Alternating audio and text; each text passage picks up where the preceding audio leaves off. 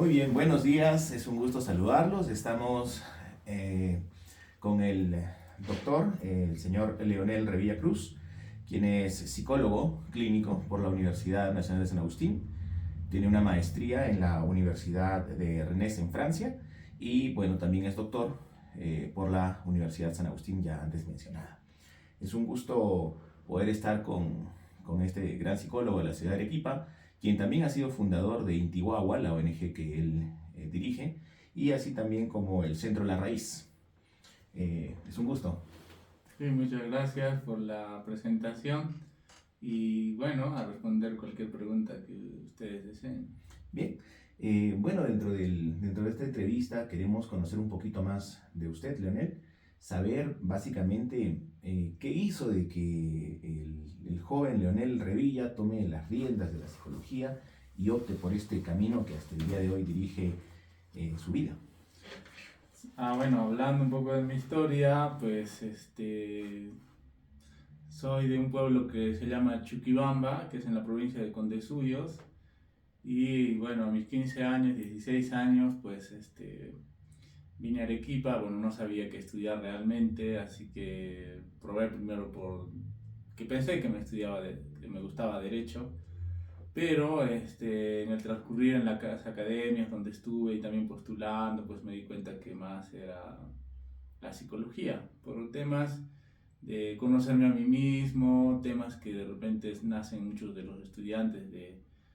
Me acuerdo que me gustaban mucho las psicopatías, ¿no? La delincuencia y todo eso.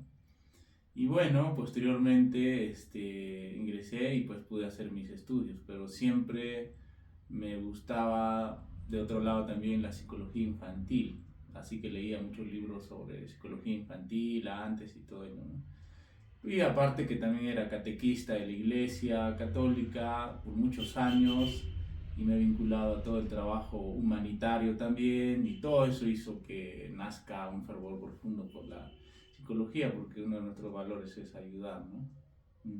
Interesante. Y respecto del cómo es, ya sabemos qué factor social inspiró su camino hacia esto. Y luego ya cuando conoce, ingresa a la carrera, ¿cuál es el psicólogo que marca de primera mano su inicio en la psicología y cuál de repente sería el otro referente que después de este primero Ajá. descubre? Sí, para mí fue Sigmund Freud el primer psicólogo, pero más es psiquiatra, ¿no? Pero dentro del inicio de la psicología está considerado pues como los primeros iniciadores de la psicología. Así que sí sería Sigmund Freud, iniciáticamente, más que cognitivo-conductual, pues me fui mucho más a la cuestión psicoanalítica y posteriormente conocí a Carl Gustav Jung y él me fascinó mucho más todavía, y ya un psicoanálisis junguiano. Ya en la actualidad siguen siendo unos referentes para mí grandes. Sin embargo, Ken Wilber es el psicólogo moderno de este tiempo que más valoro, porque desarrolla la psicología integral, que es la unión de todas las corrientes psicológicas en una epistemología crítica para entender al ser humano. Y sí, él sería mi referente en la actualidad. Muy bien. Y después de, bueno, conocer un poco el camino, conocemos a los psicólogos que lo han inspirado, todo lo que hace que usted desarrolle su carrera. Hoy por hoy, ¿qué sería la psicología para Leonel Revilla? Ajá. Para mí la psicología es una ciencia. Para empezar, la psicología estudia la personalidad, y me gusta un teórico peruano que murió hace un año atrás, que es Pedro Ortiz Cabanillas, que define la personalidad como un aspecto cognitivo, volitivo, emotivo. O sea, tres partes de la personalidad que se estudia a nivel global, ¿no? Entonces, para mí es interesante su definición porque, como ya sabemos, el cognitivo-conductual por mucho tiempo negó la personalidad y más hablaba de la conducta y comportamiento. Sin embargo, todo eso ha hecho que marquemos otro panorama, ¿no? De una psicología más integral. Yo veo a la psicología más integral que una discusión entre corrientes. Porque en las universidades mucho se van uno con una corriente, otro con otra, y pasamos en una disyuntiva que aísla, ¿no? Pero para mí es importante la unificación de la psicología, como dice Ken Wilber. Y en la actualidad, pues es una ciencia que avala mucho la investigación, la experiencia, también que avala mucho la personalidad. Entonces, para mí, la personalidad es el objeto fundamental de la psicología. Muy bien. Sabemos de que durante el desarrollo de un profesional hay diferentes hitos, marcas, influencias, ¿no? Entonces, coméntenos un poquito acerca de cómo es que cambia o va cambiando la perspectiva de Leonel Revilla en su primera sesión psicológica hasta hoy, ¿no? Hasta el día de ayer. Claro. Sí, es una pregunta muy interesante porque básicamente explica todo el proceso de mis 17 años como psicólogo que ya llevo. Y bueno, como todos, inicialmente pues uno no sabe mucho, por ejemplo, en maneras psicoterapéuticas de abordar a las personas. Sí sabemos bastante de historia, de muchas técnicas, pruebas y todo eso, ¿no? Pero la psicoterapia yo pienso que ha sido un camino mucho más largo y también difícil, diría yo, ¿no? A veces uno suele pensar que la psicología es fácil, pero es una falsedad. La psicología es muy difícil y uno puede seguir revisando, leyendo, analizando hasta el fin de su vida, pero no terminamos incluso de entender al ser humano. Sin embargo, desde el comienzo pues sí cometí muchos errores, también me lancé a la piscina, ¿no? En quinto año ya, o en cuarto año de psicología, comencé a trabajar como asistente de un psicólogo en drogas y todo lo que es delincuencia. Y bueno, posteriormente, cuando me gradué, ya comencé a trabajar como psicólogo, pero en el mismo rubro de delincuencia y drogas, durante 10 años. Y bueno, ahí sí me hizo aprender a la fuerza muchas cosas, ¿no? Como los aspectos más críticos del ser humano. No empecé con una persona normal, vamos a decir, o común, pero sí empecé con aspectos psicopatológicos más extremos, como son los trastornos de personalidad antisocial, trastorno disocial en la adolescencia, perversión, todo lo que hay en la delincuencia, ¿no? Y abuso sexual, etcétera, muchas cuestiones que me hicieron madurar muchísimo cómo es el ser humano que parte en la degradación. Y bueno, y después de esos 10 años ya partí a trabajar con niños y también cambié de rubro porque también un poco que me cansé de ese rubro y me fatigué bastante. Entonces, como psicólogos podemos tener versatilidad, no significa que vamos a hacer una cosa siempre, ¿no? Incluso hay psicólogos que de lo que son organizacional se pasan a clínica o cuestiones van variando dependiendo de la situación de la vida y del descubrimiento también, ¿no? Y bueno, todo eso ha sido un proceso de no conocer mucho a conocer más. Lógicamente las cosas que nos ayudan son los libros, uno, dos, son las formaciones, porque después he hecho bastante formación en psicoterapia, en la actualidad sigo haciéndolas incluso porque ya estoy terminando una segunda maestría de psicoterapia integral en España y aún sigo aprendiendo y aún me falta un montón, ¿no? Entonces, todo eso hace que maduremos, ¿no? Entonces, la teoría y la práctica son una relación profunda. También enseño en la universidad, es cierto, pero también en mi consulta trabajo mucho también con pacientes de diversidad, ¿no? Y igual uniendo la psicología integral, que es lo más importante. Qué interesante, me agrada mucho haber escuchado esa primera etapa en donde se lanzó a la piscina y empezó a trabajar con este grupo que ha descrito. Y bueno, a lo que me dice, ¿no? Ya me cansé, decidí hacer también el rubro. ¿Y cómo era el autocuidado del psicólogo Leonel Revilla en esta etapa? ¿Cómo era su rutina de autocuidado? El autocuidado primero es muy complicado, porque eso lo aprendí con el tiempo, porque creo que una de las cosas fundamentales es, como decía, no involucrarte o no hacer contratransferencia con el paciente. Es decir, el estado del involucramiento en emociones, sentimientos, lo que salga, ¿no?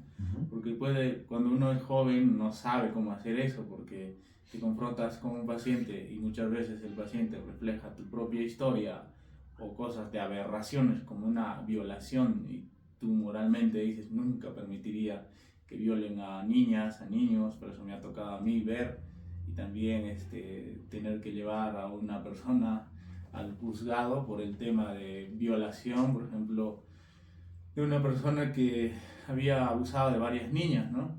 Y creo que es una de las experiencias más chocantes que tuve y producto de eso también fue chocante porque ese día no pude dormir. Entonces eso yo aprendí con el tiempo porque eso se llama el estado de identificación. Entonces no tenemos por qué identificarnos con un paciente, sino analizarlo porque él viene por esa razón, no viene para que nosotros caigamos en una identificación, eso se llama contratransferencia, ¿no? Eso no lo aprendí en la universidad, sino tuve que leer a Freud o a Jung para saber qué es transferencia y contratransferencia y el estado de identificación, porque no me lo habían explicado. Para entender que no todas las cosas nos van a decir en la universidad, sino por eso es difícil la psicología, porque hay que avanzar y leer y descubrir, ¿no? Entonces, mi autocuidado empieza en base a ese conocimiento de no identificar. Después, otra vez también intentaron agredirme, ¿no? Porque trabajaba en todo ese tema de delincuencia, porque entró una persona altamente drogada con pasta y cocaína, y bueno, se cortó la mano y bueno, se desangró, las enfermeras lo curaron y entró en el consultorio, cosa que no debía haber permitido porque es una persona que está con alteraciones, ¿no? Y eso no se puede permitir, eso no lo sabía y las enfermeras por liberarse dijeron ya vaya a hablar con el psicólogo. Entonces no hay autocuidado ahí, ¿no?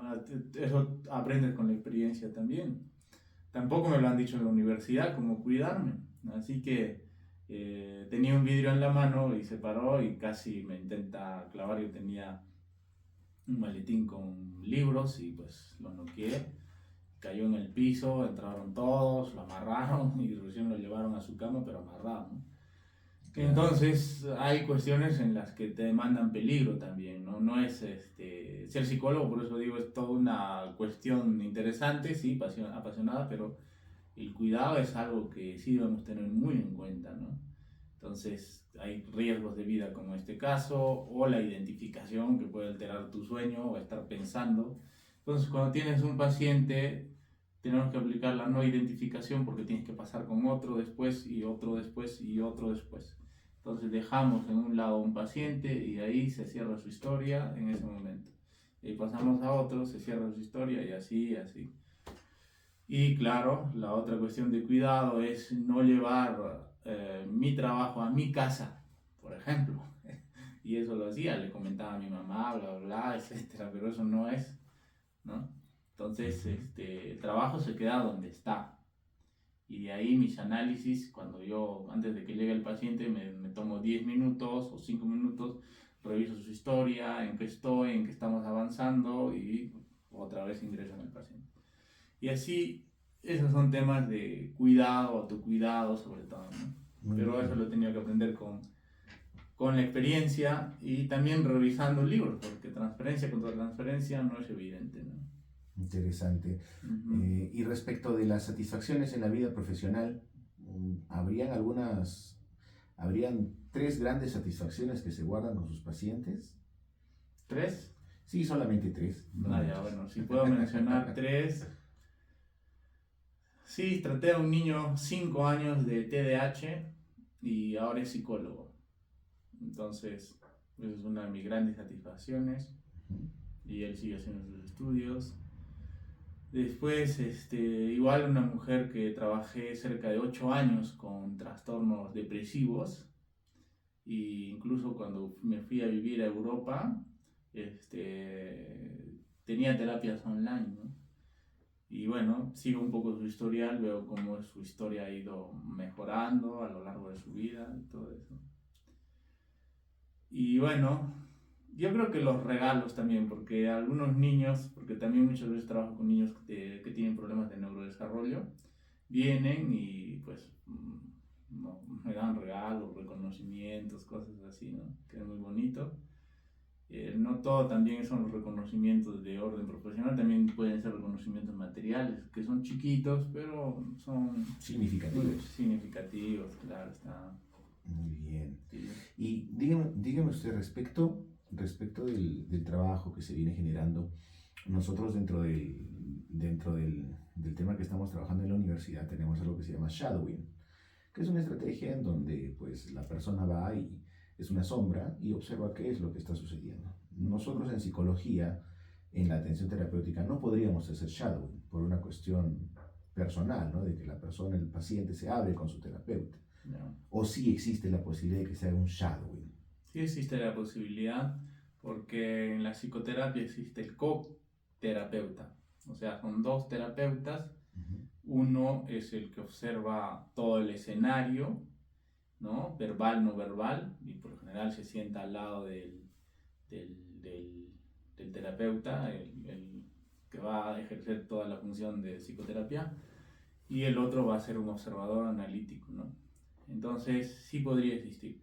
Eso más se trabaja en la psicoterapia grupal. Entonces hay coterapeutas, incluso hasta 3 coterapeutas en las terapias grupales, por ejemplo en neuróticos anónimos, adictos anónimos, alcohólicos anónimos, etcétera, pues puede existir esos 3 coterapeutas, ¿no? Terapias familiares también hay coterapeutas, ¿no? Entonces, claro, sí existe esa forma, pero en el caso de ustedes como estudiantes también podría existir, pero hay que recordar que siempre es de acuerdo al consentimiento informado del paciente. Correcto. ¿No? Porque esa es la cuestión ética, no se puede colocar a alguien si no hay esa apertura. Así es. Es cierto que este psicólogo sombra, vamos a decir, que puede implicar algún cambio, sí es posible, ¿no? Pero bueno, eso ya dependerá mucho del paciente, si está de acuerdo o no, y también del grupo del paciente. Claro, básicamente al tomar el paciente o el grupo en psicología siempre es un poco más delicado, ¿no? Y la posibilidad de ingresar podría, como usted menciona, afectar un poco el performance de la sesión. No es como por ejemplo, si voy a ser ingeniero, voy a una mina, yo hago un shadowing, ¿no? Documento fílmicamente y no pasa nada, porque los trabajadores saben que tienen que hacer su trabajo y no pasa nada. Claro. Es más informal. Claro que en psicología es mucho más complicado hacer este proceso. Y profesor, dígame usted, para culminar esta entrevista, ¿cuáles son los 3 consejos infaltables que un estudiante de psicología debe recibir? ¿Para ser un buen estudiante o para ser...? No, para ser interesante, para ser un buen estudiante y para ser un buen psicólogo, ¿no? Para formarse como un buen psicólogo. Puedo decir 3 cosas para ser un buen estudiante. Primero, y después las 3 para ser buen psicólogo. Ya, okay. La primera, para un buen estudiante, yo creo que es, leer libros, básico. Y meterse en los libros, porque ese es tus 5 años de formación teórica, o sea, no puedes desvincularte de eso, es real. Y leer más de lo que te ofrecen, porque lo que yo sé, por lo menos porque soy profesor también, es que muchas veces somos hijos de las diapositivas. Sí, correcto, y de los y eso no es psicología, eso no es, eso es un resumen de algo, pero psicología es leer, consumir libros, por ejemplo, análisis de los sueños de Freud, si quiero saber de sueños tendré que leer el libro, ¿no? Y así muchos elementos. 2, para ser un buen estudiante, pues tener metodología de estudios, hábitos de estudios, todos los días leer, organizar mis días, cronogramarme, etcétera, no dejar las cosas a la última hora y todo eso, ¿no? Y 3, motivación. La carrera de psicología es una pasión, básicamente, por algo uno está ahí, ¿no? Si no te ha despertado la motivación, pues con el tiempo se va a despertar, o no podemos obligarnos, ¿no? Porque no es algo a lo que nos obliguemos, pero La psicología es tan diversa que puedes encontrar algo que te motive, o sea, desde el arte, desde bailar, hasta elementos más complejos, ¿no? Entonces, y también hay jurídica, forense, etcétera, todas las especialidades que hay. Eso sobre todo. Y bueno, para ser buen psicólogo, igual puedo decir casi lo mismo, porque para mí es importante la cuestión teórica, ¿no? Hay muchos psicólogos que más avalan la cuestión práctica. Yo no creo así, yo creo que la teoría y la práctica son dos puentes que vienen y van. ¿Por qué? Porque en la teoría está toda la investigación científica y la práctica, pues nosotros aplicamos de acuerdo a la investigación científica, por eso somos una ciencia. Entonces, practicar la ciencia es un elemento fundamental, pero viene de la teoría y lógicamente de la práctica, eso está claro. Pero sí, eso es fundamental. Y lo otro es confiar en uno, ¿no? En sus habilidades, porque es cierto que para muchos nos cuesta hablar o hacer cosas, porque la psicología exige eso, sobre todo el manejo de tu personalidad, la marca personal, el marketing, ¿no? Intacto, etcétera, ¿no? Lo que estés haciendo. Y hay que pensar en marca personal porque eso dice ya mucho de nosotros y eso es lo que vende y lo que damos hacia todas las personas que están afuera, ¿no? Eso, y bueno, y lo último sería también que, claro, la ayuda, digo yo, y la cooperación, la solidaridad, esos valores que tiene todo psicólogo, que es importante, el entender a la persona, ¿no? El darle su tiempo, el consagrar al 100% uno a quien atendemos, todo eso sí es importante. Hay valores profundos, para mí sería el más importante es la ayuda o la solidaridad, ¿no? Excelente. Muchísimas gracias por este tiempo que nos ha dado. Gracias, profesor. Y pues estaremos muy atentos de la siguiente entrevista. Gracias. Hasta luego. ¿Y cuánto?